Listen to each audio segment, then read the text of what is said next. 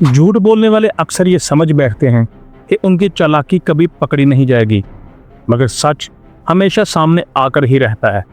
आज की वीडियो में हम एक ऐसी औरत की कहानी बताने जा रहे हैं जिसने सालों तक झूठ के जाल बुने और लोगों से लाखों रुपए समेटे। उसका एतमाद और मक्कारी ऐसी थी कि सुनकर आप भी दंग रह जाएंगे।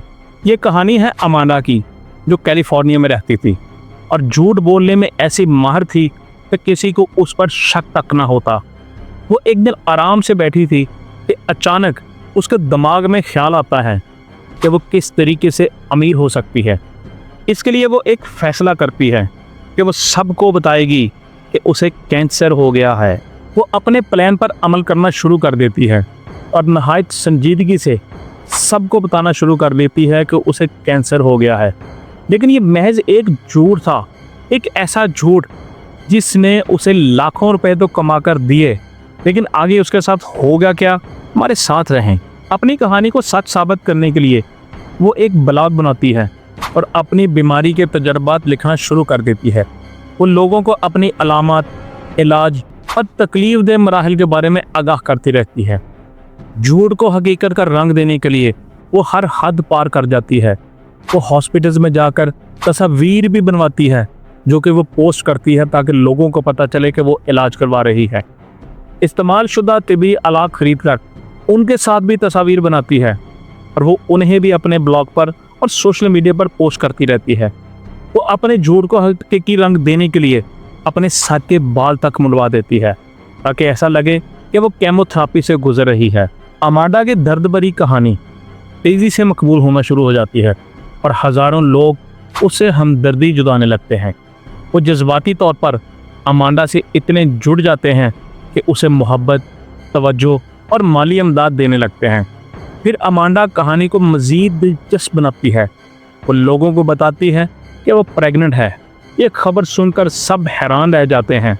लोग सोशल मीडिया पर उससे सवाल करते हैं कि क्या केमोथेरेपी उसकी प्रेगनेंसी पर असर नहीं डालेगी। लेकिन अमांडा उनको हैरानकुन खबर देती है। वो कहती है कि हमल की वजह से उसका कैंसर ख़त्म हो गया है और अब वो मुकम्मल तौर पे सेहतमंद है। ये सुनकर लोग खुश हो जाते हैं और उसकी बहादुरी को सराहते हैं। मगर सच हमेशा छुप नहीं सकता। इतने बड़े झूठ को कायम रखने के लिए उसे मुसलसल पैसे की ज़रूरत थी। इसलिए वो कुछ अर्सा बाद लोगों को बताती है कि उसका कैंसर वापस आ चुका है, इसलिए उसे अब पैसों की मज़ीद ज़रूरत है। वो अपने ब्लॉग पर अतियात जमा करने का एक लिंक पेश कर देती है और दावा करती है कि इस बार उसका कैंसर पहले से भी ज़्यादा ख़तरनाक है। जब वो 38 हफ्ते की हामला थी तो लोगों को मज़ीद चौंका देने वाली खबर देती है और कहती है कि उसका कैंसर स्टेज 4 तक पहुंच चुका है। इस बारे मालूम होते ही आंखों में आंसू और दिल में हमदर्दी लिए लोग उसकी मदद के लिए आगे बढ़ते हैं और उसे तेज़ी से अतियात भेजने लगते हैं। मगर लोग नहीं जानते थे कि इसके बढ़ते हुए तिब्बी अखराजात कैंसर के नहीं बल्कि उसकी प्रेगनेंसी के थे। कितने अतियात अभी तक अमांडा के पास पहुँचे थे वो उसके लिए काफ़ी नहीं थे। उसे मज़ीद पैसों की ज़रूरत थी और वो इतनी चालाक थी। वो जानती थी कि चर्च से ज़्यादा भरोसेमंद जगह कोई नहीं होगी, इसलिए वो चर्च का रुख करती है ताकि मज़ीद फंड्स इकट्ठे कर सके। अमांडा ज़ाहरी तौर पर एक मजहबी खातून थी और काफ़ी अर्सा से एक मेगा चर्च का हिस्सा भी थी। वो सीधा पादरी के पास आती है और दर्द भरी आवाज़ में वो अपनी बीमारी की कहानी सुनाती है और उससे मदद की दरख्वास्त करती है। पादरी चूँकि एक मुखलिस इंसान था, वो फ़ौरन पूरे चर्च में इसका मामला उठाता है और जमात से अपील करता है कि इसकी माली मदद की जाए और इसके लिए दुआ भी की जाए। अमांडा की कहानी सुनकर चर्च के लोगों के दिल पिघल जाते हैं। वो उस पर तरस खाते हैं और उसकी कहानी से मुतासर होकर बड़ी तादाद में अतियात देने लगते हैं। अमांडा की चालाकी कामयाब हो चुकी थी और पैसा मुसलसल उसकी जेब में खुद ब खुद गिर रहा था। ये सब महीनों तक चलता रहा, यहाँ तक कि एक दिन चर्च के लोग उससे कहते हैं कि वो स्टेज पर आकर हज़ारों लोगों के सामने अपनी कहानी खुद सुनाए। अब मामला नाजुक था, मगर अमांडा जो इतने अरसा में चालाकियों में माहिर हो चुकी थी, फौरन हामी भर लेती है। और फिर वो दिन आता है जब उसने लोगों को अपनी कहानी सुनानी थी। चर्च का ऑडिटोरियम लोगों से खचाखच भरा हुआ था। स्टेज पर धुआं छोड़ने वाली मशीन भी चल रही थी। उस मंजर में जज्बाती मौसीकी बज रही थी और सब सांस रोके मुंतजर थे कि कब अमांडा स्टेज पर आए और अपनी दुख भरी कहानी उनको सुनाए। अमांडा आहिस्ता आहिस्ता चलकर स्टेज पर आती है। उसके चेहरे पर दर्द भरे असरात इस तरह थे कि जैसे वो बहुत दुखी हो। वो बोलना शुरू करती है और अपनी झूठी कहानी इतने जज्बाती अंदाज में बयान करती है कि सामीन पर साह तारी हो जाता है। कुछ लोग ज़ारो कतार रोने लगते हैं, कुछ हाथ बुलंद करके उसके लिए दुआएं करने लगते हैं। जैसे ही वो अपनी तकरीर ख़त्म करती है, दर्जनों लोग उठकर स्टेज की तरफ बढ़ते हैं और उस पर पैसा निछावर करने लगते हैं। चर्च के लोगों ने उसे हीरो बना दिया था। सोशल मीडिया पर उसकी तारीफों के पुल बांधे जाने लगे। फंड रेजिंग, इवेंट्स का इनेकाद और अमांडा को हर तरफ से पैसा आने लगा। Facebook challenges, gift cards, simple gifts, यहाँ तक कि कुछ लोग उसे हवाई सफ़र के मेल भी तोहफे में भिजवा रहे थे। ये सब एक झूठ पर मबनी था, मगर किसी को शक नहीं हो रहा था कि अमांडा झूठ बोल रही है। उसकी कहानी इतनी सहरंगेज थी कि मशहूर कंट्री म्यूजिक गुलकारा लिएन ने भी उसकी कहानी सुनकर जज्बात में साइन शुदा गिटार उसको अतिया कर दिया।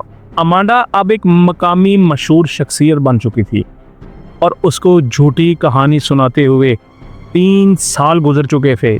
3 साल, और कोई भी नहीं जानता था कि वो झूठ बोल रही है। उसे ऐसी कोई बीमारी लाहक नहीं है। लेकिन झूठ पकड़ा तो जाएगा। बताते हैं आपको कि कैसे पकड़ा गया। फिर एक दिन किस्मत ने करवट ली। नैन्सी नामी एक इन्वेस्टिगेटिव जर्नलिस्ट को एक गुमनाम ईमेल मौसूल होती है जिसमें उसे बताया जाता है कि ये औरत झूठ बोल रही है और चर्च के लोगों को धोखा दे रही है। आपको इस पर तहकीकात करनी चाहिए। ये ईमेल पढ़ने के बाद नैन्सी को भी शक गुजरना शुरू हो गया। ये इन्फॉर्मेशन नैन्सी के दिल के बहुत करीब थी, क्योंकि उसकी बहन भी कैंसर से लड़ते लड़ते ज़िंदगी हार चुकी थी। और नैन्सी जानती थी कि अगर ये औरत झूठ बोल रही है तो वो ना सिर्फ लोगों को धोखा दे रही है, बल्कि एक घिनौने जुर्म का इर्तिकाब भी कर रही है। नैन्सी फ़ौरन तफ्तीश में जुट जाती है। वो अमांडा के ब्लॉग्स को डिटेल्स में स्टडी करती है और आहिस्ता आहिस्ता उसके तजादात पकड़ने लगती है। मसलन कि वो ऐसे इलाज का दावा कर रही थी जो घर बैठे मुमकिन ही नहीं था। वो हॉस्पिटल्स और क्लिनिक से रब्ता करती है। वो मुख्तलिफ सोर्सेज से तस्दीक करवाती है और जैसे जैसे सबूत मिलते जाते हैं, अमांडा का जाल बिखरता जा रहा था और नैन्सी मजबूत होती जा रही थी। नैन्सी जो अब पूरी तरह इस केस में जुट चुकी थी, तमाम शवाहिद इकट्ठे करके पुलिस के हवाले कर देती है। पुलिस फौरी तौर पर तहकीकात का आगाज़ करती है, मगर पुलिस को एक मसला दरपेश था और वो ये था कि कैंसर के बारे में झूठ बोलना कानूनी तौर पर जुर्म नहीं था। इसलिए वो केस को मज़ीद कार्रवाई के लिए IRS के हवाले कर देती है। IRS वो डिपार्टमेंट है जो माली फ्रॉड या टैक्स के जो फ्रॉड्स हैं उनको जांचती है या उनकी इन्वेस्टिगेशन करती है। दूसरी तरफ अमांडा को नैन्सी की तफ्तीश के बारे में मालूम हो जाता है। कि सुनकर वो घबरा जाती है, मगर वो हार मानने वाली कहाँ थी। वो नैन्सी को रोकने के लिए कानूनी रास्ते तलाश करती है और अदालती हुक्म हासिल करने की कोशिश करती है ताकि वो नैन्सी को तहकीकात करने से रोक सके। लेकिन अदालत उसकी दरख्वास्त को मुस्तरद कर देती है। अमांडा हार मानने वालों में से नहीं थी, क्योंकि अगर वो चुप रहकर सब कुछ देखती तो उसकी ज़िंदगी आराम से बर्बाद हो जाती। वो नैन्सी के खिलाफ हरासमेंट का मुकदमा भी दायर कर देती है, जो पूरे 2 साल तक चलता रहता है। लेकिन इस मुकदमे में वो कामयाब तब ही हो सकती थी जब वो ये साबित कर पाती कि हाँ, वो वाकई ही कैंसर की मरीज़ा है।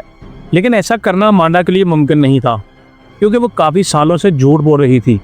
वो अदालत में ऐसा कोई सबूत ना पेश कर सकी जिससे ये ज़ाहिर होता, जिससे ये साबित होता कि वो केस में मुब्तला है, और बाला आखिर अमांडा ये केस हार जाती है।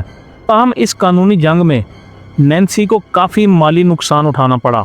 अमांडा का एक झूठ न सिर्फ सैकड़ों लोगों को धोखा दे चुका था, बल्कि एक सच बोलने वाली सहाफ़ी की ज़िंदगी को भी मुश्किल बना रहा था। लेकिन खेल अभी ख़त्म नहीं हुआ था।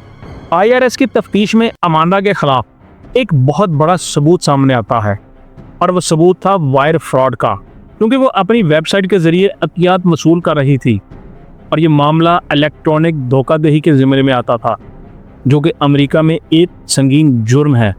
आपको जैसे पहले ही भी बताया कि उसने एक लिंक पोस्ट किया था अपनी वेबसाइट, अपने जो ब्लॉग है उसके ऊपर, जिसके ज़रिए वो अतियात ले रही थी। इस जुर्म की वजह से बाला आकर 7 साल बाद कानून उसे अपनी गिरफ्त में ले लेता है। जब उसे पकड़ा गया तो उस वक्त तक वो $1 लाख से ज़्यादा तक की धोखाधड़ी कर चुकी थी। इनमें चेस से हासिल किए गए नकद अतियात, हज़ारों डॉलर्स के गिफ्ट्स और सोशल मीडिया के ज़रिए हासिल की गई रकम भी शामिल थी। अपने मुकदमा की समाअत के दौरान अमांडा ने वायर फ्रॉड का जुर्म कबूल कर लिया और अदालत ने उसे 5 साल कैद की सज़ा का हुक्म सुनाया और साथ ही साथ उसको $1 लाख वापस करने का भी हुक्म दिया गया।